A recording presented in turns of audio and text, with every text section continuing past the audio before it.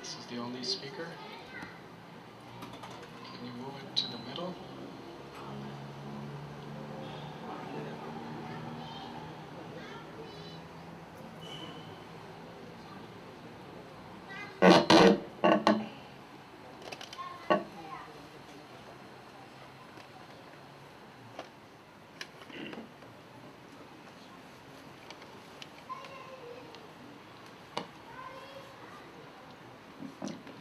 Hare Krishna. Hare Krishna. Did you hear in back? No?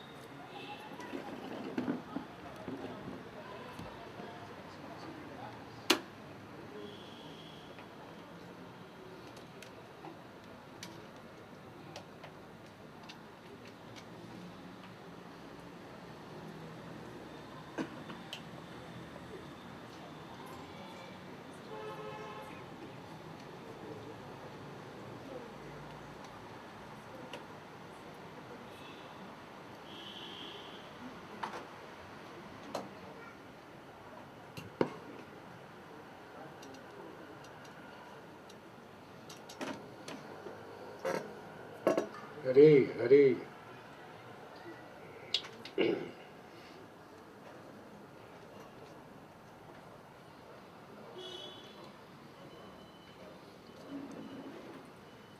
Welcome to the Kunja.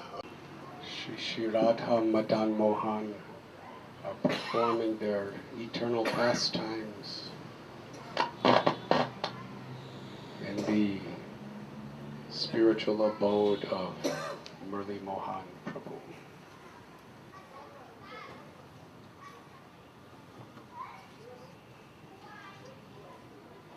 When Srila Prabhupada would tell us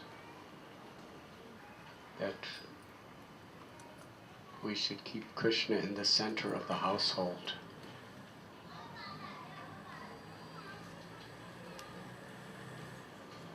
we are seeing in a very incredible way the way Murli Mohana Prabhu and his family are living.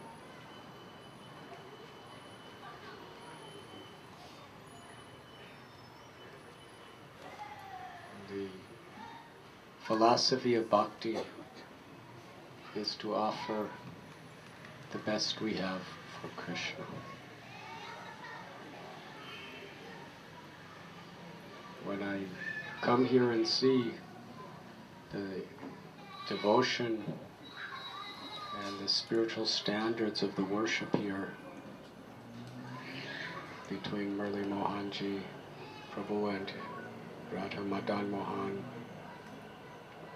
I am reminded of a place on the bank of the Ganges, Panihati, which was the house of Raghava Pandit and his sister Damayanti. And Lord Chaitanya was so pleased. They had a simple home, but everything was for the deities. And in Puri, once Lord Chaitanya was praising the nature of Raghava Pandit's worship. He would just select the very best of whatever he could get, simple things, for the pleasure of his deities.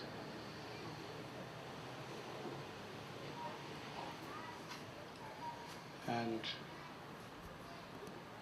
he explained how one time on his property there were so many coconuts growing.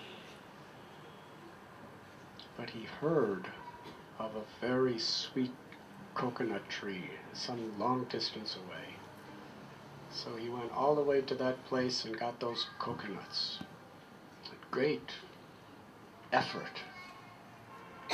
because he wanted Krishna to have the best possible variety of coconut. And he would cut the coconut and then offer the coconut juice to Krishna and Sri Radharani. Then he would bring the coconut off the altar after making a very loving offering, and he would take out the malai, and then he would put that on a plate and offer that. And Krishna was very happy. And one time he had an assistant, and he happened to see him with these coconuts that were with great cost and with great human effort brought from a very distant place away, and he just had a few of them. And the person cut the coconuts and was the pujari was bringing them on the altar, and he happened to see on the way in the altar the pujari touched the top of the doorway with his hand. Then he put his hand on the plate to bring it in. And Raghava Pandit was thinking that when people walk, sometimes the dust from the ground below their feet may be carried by the wind and go up to that top part of the doorway, and that person touched the top part of the doorway, so therefore the coconuts are contaminated. So he stopped the pujari and said, "Stop, you cannot offer." He took all those coconuts and threw them over the wall, because he would not accept anything himself if it was not offered to Krishna with love and devotion.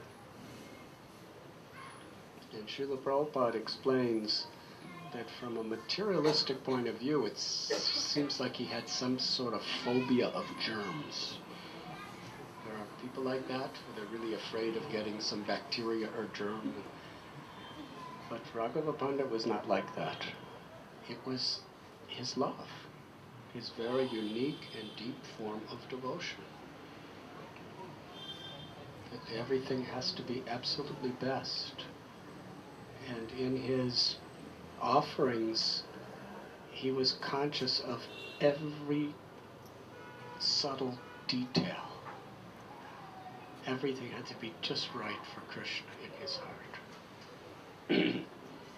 And in deity worship,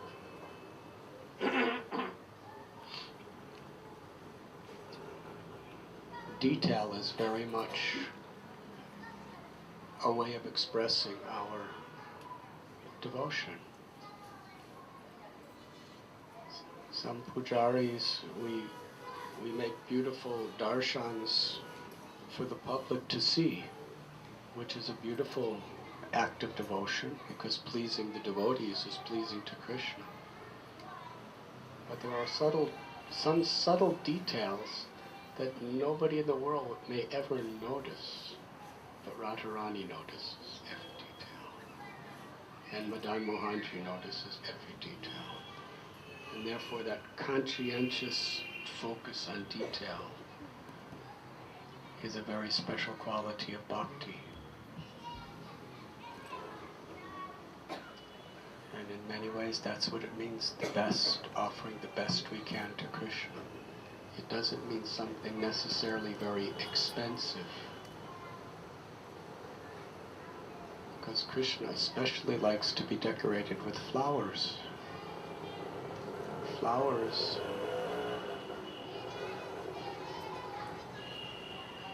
actually, the flowers that are in the altar today, primarily, I don't know India so much because I'm here most of the time, but still I'm mostly in Bombay, so I don't see so many flowers growing. But in the West, these types of flowers are wild flowers. They're not planted flowers. They're just free in the fields. I remember when I was a pujari at New Vrindavan and other places, these are the flowers you don't have to pay for. These kinds of, those purple ones and the white ones, really fine and small. You can just go out to any field, any pasture, and they're all over the place. They grow wild. roses, gardenias, marigolds. You have to plant them very carefully or grow them or buy them. But these flowers are everywhere. Wild, free. But yet they're so fine and so special, and they're in many ways the nicest flowers to offer. So the real opulence is in that devotion. Krishna's happy, very happy being decorated with wild flowers when they're offered with love and devotion. Even more than precious jewels that do not have that devotion. Of course, if we have money, we can offer the same devotion with precious jewels. But patram pushpam palam toyam. It is that spirit of devotion that Krishna accepts. And this is the special feature of Vrindavan. It is Madhurya Dham. Vaikuntha is Aishwarya Dham. And during a festival, the Hera Panchami in Puri, there was a beautiful discussion between Srivas Thakur and Swarup Damodar Goswami. Srivas was taking the role because he's actually an incarnation of Narada Muni. So his tendency is to stir things up, to agitate the devotion in people's hearts.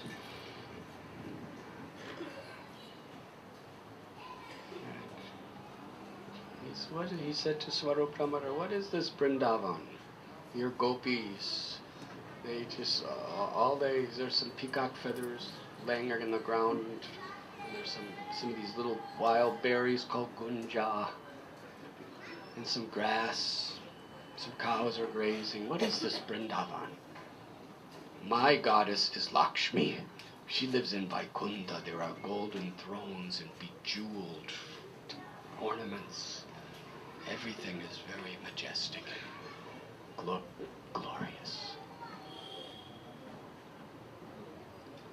Lord Chaitanya said to Swarup Damodar Goswami, you should tell him about the opulence of Vrindavan. Because Swarup Damodar Goswami is a connoisseur, an expert at the subtle, fine ragas of Braj Bhumi. Swarup Damodar Goswami explained how the simplest things in Vrindavan are billions and trillions of times more precious than the most royal things of Vaikuntha. That little gunja berry, which just grows wild, is just a seed. You all know gunja berry? But Krishna would rather wear that than diamonds and emeralds.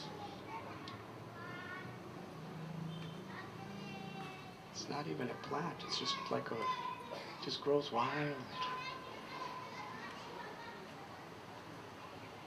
And every speck of dust is Chintamani, more precious than all the jewels of Vaikuntha. And every tree, simple trees, are kalpavrikshas, where every desire that you have can be fulfilled. And where every cow is a kamadhenu. It's like in the Indian villages, you always see cows, buffaloes. These cows are kamadhenus. They can fulfill any desire you have.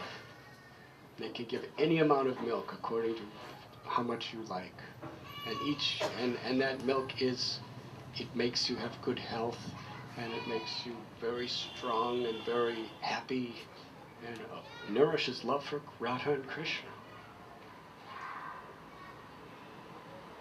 Nothing anything else in the material world can do. And where everyone, simple things, cows, milk, trees, gunja berries, and where all walking is dancing. That's such a rare thing to see people walking. It's common. But this is Vrindavan. The most common things become transformed into the most glorious, precious things because of love. Most of us can walk. We don't even care. But in Vrindavan, this is a growth. This is every step is the source of the greatest happiness. It's a celebration. We're all walking is dancing. All talking is singing.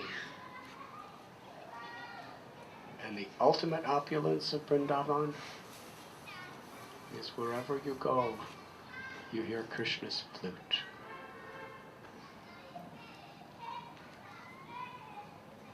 And in comparison, all the goddesses of fortune put together are not even a fraction of the glory of one gopi. And these gopis, they're not queens. They're just simple maidens of cowherd girls. 2 days ago I was at Shrivan in Brajbhumi, Belvan. I took a boat there with just 3 other people. And there, a beautiful story from Chaitanya Charitamrita of Sri Rangam, where Lord Chaitanya was telling how Lakshmi Devi left Vaikuntha in order to join Krishna's Rasa Leela. And she went to Belvan and asked permission to cross the Yamuna to go to the Rasa Stali. Gopi said, you can't come. Unless you become a gopi, then you could come. Otherwise, it won't make Krishna happy if you come like Lakshmi. He doesn't want goddesses of fortune. He wants gopis. So Lakshmi said, well, what do I have to do to become a gopi? You have to take off your crown and take off all your royal ornaments. And you have to milk cows. And when the cows pass dung, you have to make them into patties with your hands and dry them out. Then take a nice little basket and put the cow dung patties in your head and carry them to the village. And you have to churn butter. This is what gopis do. Now Lakshmi, it was not her nature to be doing that. She had to give up her identification as being the goddess of fortune and just be a simple cowherd girl. It was not possible for her to do that. So she remained there at Shrivan. And she got to see the Rasa Leela in her heart, but she could not participate. And what Shrivan represents is the supreme opulence of Vrindavan in the very simple things. Because the intimacy, the personal nature of the love of the inhabitants of Vrindavan is so simple. I remember, was anyone here at the drama festival? Please raise your hands this year. There was one drama about the great Saint Latini Devi, a disciple of Srila Prabhupada. The only time in her life she ever went to Vrindavan, I was together with her. I brought her there. And I remember so many times, every day, she would come to me literally with her eyes flooding with tears. and say the people here are just so simple. They're so simple. Now, she's about as simple as anyone could be in America.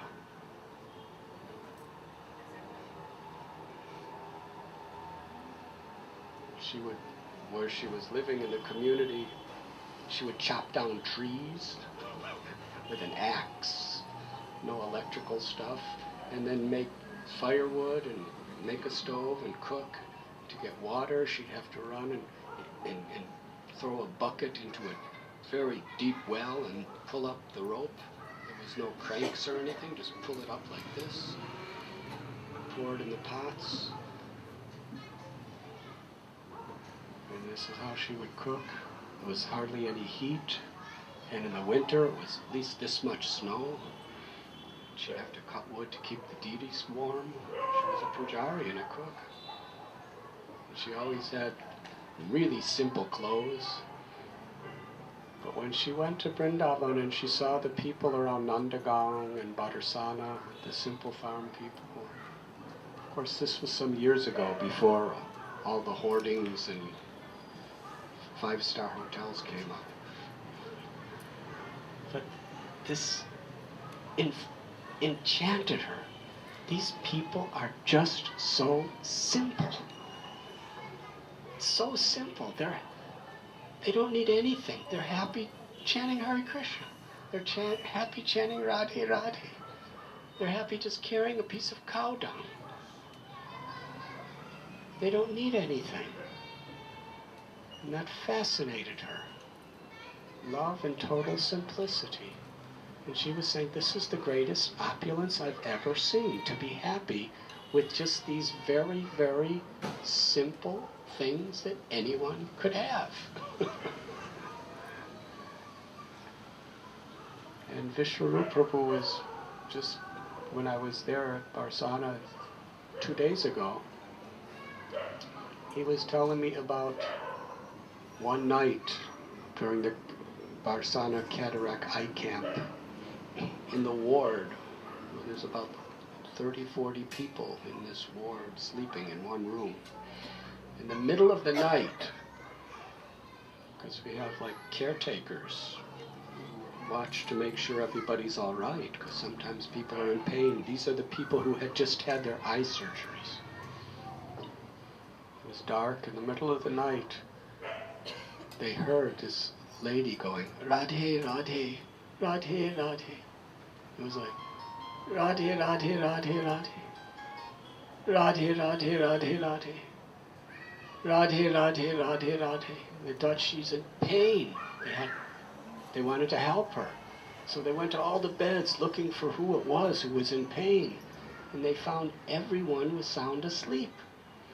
And they came to one very, very old Brijabasi woman, just wearing rags, shriveled face, hardly any teeth, and the ones that are there, they're all different colors. You know the way Brijabasis are. It's coming from a foreign, very, very far out village. When I was there, I was with a couple Brijabasis who were helping in the eye camp, and I was meeting people and looking at their papers and which villages they're from. And I was asking Brijabasis from Barsana, do you know this village? Some of them were saying, I never heard of that village. Some of these villages are so isolated, so simple, that even Brijabasis don't know, and it's in Vrindavan. So one of those kinds of ladies were laying there, and they saw she was sound asleep. She wasn't in pain. She was sound asleep. And she was snoring. And the way she was snoring was Radhe, Radhe, Radhe, Radhe, Radhe, Radhe, Radhe, Radhe. Radhe, Radhe, Radhe. And they were saying, please, Mataji, Mataji. And she didn't hear them. She was sleeping. Kirtaniya Sada Hari. This is another dimension, perspective. Because Lord Chaitanya told his devotees in Navadvip, the townspeople, he said, always chant Krishna's names, Radharani's names, whether you're walking or whether you're sitting or whether you're eating. And he said, or even if you're sleeping, always take the name of Radha and Krishna. And we take that figuratively. But here was this little village lady who had no education at all, and she's snoring, Radhe, Radhe, Radhe, Radhe.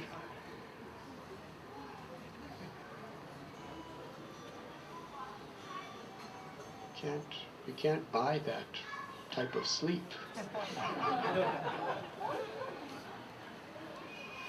Just a simple lady, but what she had within herself.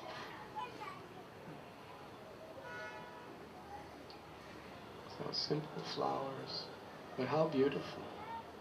Radha-Madan Mohan this evening, all of their ornaments are made of those simple wild flowers. The altar, the crowns, everything is just wild flowers. And they look so happy because each little flower is offered with love and devotion. It enchants our hearts. And when we are exposed to such love and devotion and such simplicity, it has a deep impact on us. Of course, there are devotees who offer the most royal opulent things with a simple heart, and it's the same thing.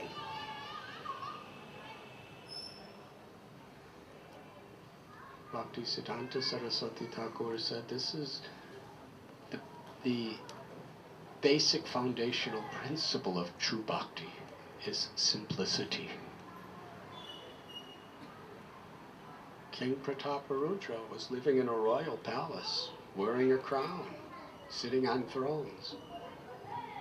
But he had that simplicity. For the service of the Lord, without no ego, he was willing to be a street sweeper. So simplicity is not just in the form, because there are people who live very simple lives physically, but they're not simple at all. If we have ulterior motives, if we have false ego, if we have selfish agenda, if we have cunningness, if we have the tendency to find faults in others, even if we're Babajis eating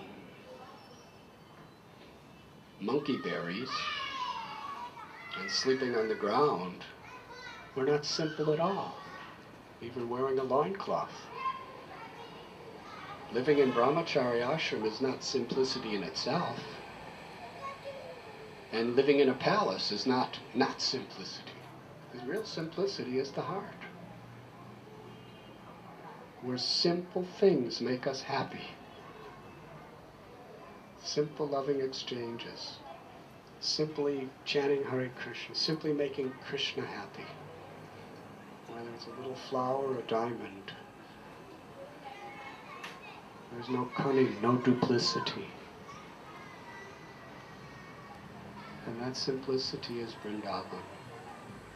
That simplicity is the greatest treasure.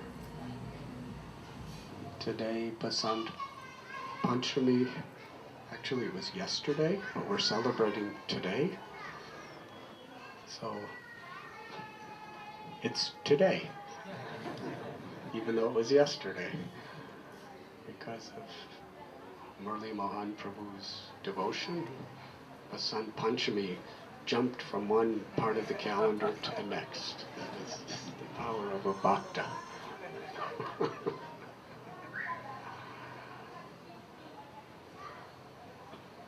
And it is a special day in Vrindavan. It is a very beautiful festival. It's the first day of spring. And generally Basant Panchami is celebrated by offering Krishna beautiful flowers. Flowers that are just springing. The winter is finished. The spring has begun, season of flowers. And it's also in Vrindavan the first day of Holi. Very holy festival in a holy place is Holi. And from this day, in every day a different village will be doing Holi. And in Vrindavan, Holi is originally a very, very simple, gracious, loving, beautiful expression of love for devotees for Krishna and devotees for each other. But just as the simplicity of Vrindavan, and when I say simplicity, I mean the simpleness of heart, is being covered over by golf courses, and five-star hotels, and non-veg restaurants, and big hoardings everywhere you go. When I lived in Vrindavan in 1971, there was not a single hoarding in all of Brajbhumi. And it was mostly all forests and cows. The river Jamuna was flowing very strongly, wide, with very pure water.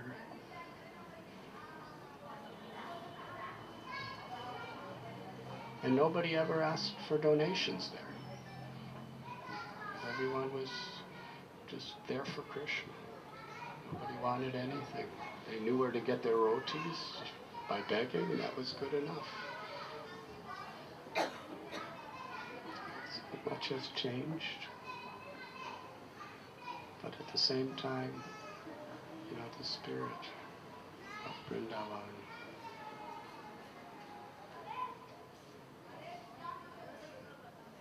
Now Holi has become more of the Kurukshetra mode.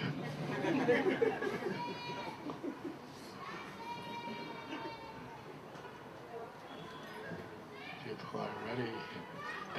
They don't offer, they attack. But Basant Panchami is a very, very special, very sacred time to meditate. And it's a very, very special occasion to offer beautiful flowers and devotion to the deities, for devotees to come together and take the greatest pleasure just seeing, sharing, talking about, and singing and dancing together. And on this day, we don't have much time, but it's the disappearance and appearance days of many great souls. Disappearance day of Vishwanath Chakravarti Thakur, appearance day of Vishnu Priya Devi, the consort of Lord Chaitanya, appearance day of Raghunandan Thakur, Pundarik Vidyanidhi, Brishabhanu, the father of Radharani, Saraswati Puja. What else? Appearance day of Raghunath Das Goswami also.